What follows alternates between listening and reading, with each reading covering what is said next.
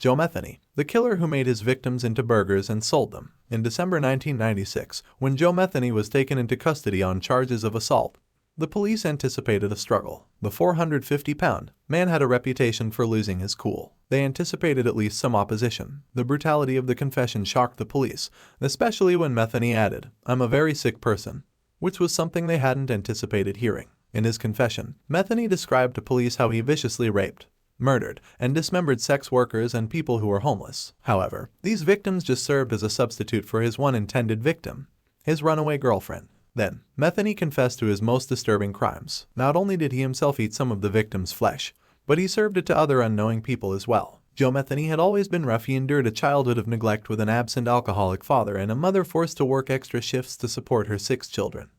Not many other details are known about his younger years, but his mother says he joined the army in 1973 when he was 19.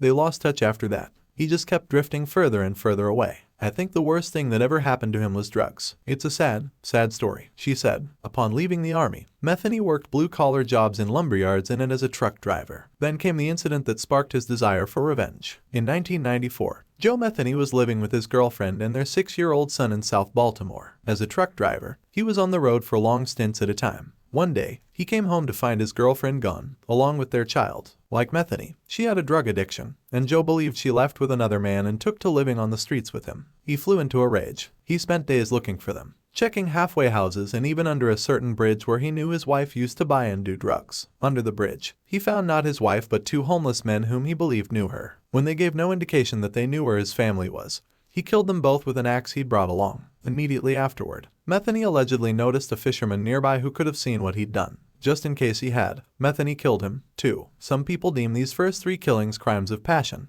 though he'd later develop a taste for murder. As soon as he realized what he'd done, Metheny panicked and tossed the bodies into the river to hide the evidence. He did get some closure on his son's whereabouts, saying, "I found out about 6 months later she had moved on the other side of town with some asshole that had her out selling her ass for drugs. They got busted for drugs and they took my son away from them for child neglect and child abuse." Police arrested Metheny for the murders of the 2 men under the bridge, and he spent a year and a half in the county jail awaiting trial. However, he was acquitted of any charges, as he dumped their bodies in the nearby river and investigators could not find them. Without physical evidence tying him to the crimes, Metheny went free. He resumed his original quest of seeking out his missing wife and child, but this time, something was different. Though he had spent a year and a half awaiting his trial, jail time had clearly done nothing to slow Joe Metheny down. Shortly after being released, Metheny murdered 2 sex workers when they failed to provide him with information on his missing girlfriend. This time, however, he had a better idea for disposing of their bodies. Instead of tossing them in the river, Metheny brought the bodies home. There, he dismembered them and stored the meatiest parts of them in Tupperware containers. What didn't fit in his freezer, he buried in a truck lot owned by the pallet company he worked for. It seemed that he was now murdering people for sport as much as for revenge. Over the next several weekends, he mixed the sex workers' flesh with beef and pork, forming it into neat little patties. He would sell these meat patties out of a small barbecue stand he opened on the side of the road.